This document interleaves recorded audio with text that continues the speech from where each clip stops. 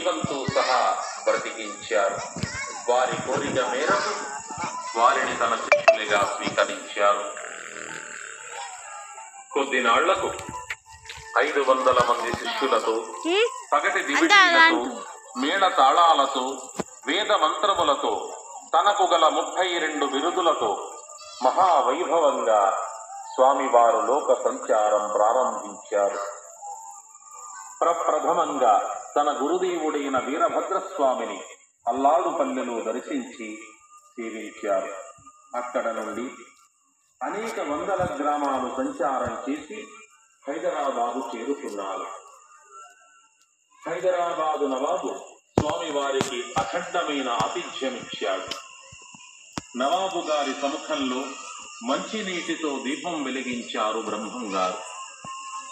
స్వామివారి మహత్యాన్ని చూచిన నవాబు బ్రహ్మంగారికి కనకాభిషేకం చేశాడు. స్వామివారి అనుమతితో తన మతస్థుడైన సిద్ధయ్యను కూడా యథోచితంగా సత్కరించాడు నవాబు. ఆ దృశ్యం చూసిన స్వామివారి శిష్యులకు సిద్ధయ్య గారి మీద ఈర్ష్యా ద్వేషాలు రగులుతున్నాయి. ఎలాగైనా సిద్ధయ్యను బ్రహ్మంగారి నుండి వేరు చెయ్యాలని కుతంత్రాలు చేస్తున్నారు.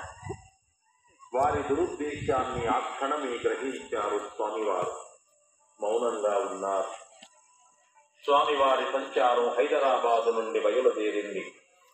మహారణ్యం నుండి వెళుతున్నారు. మార్గ మధ్యంలో గాలివాలున శవమేదో కుళ్ళిన దుర్వాసన వేసింది. కొద్ది దూరంలో భయంకరంగా కుళ్ళి దుర్వాసన వేస్తూ పురుగులు పట్టి ఉన్న లుకలుకలాడుతున్న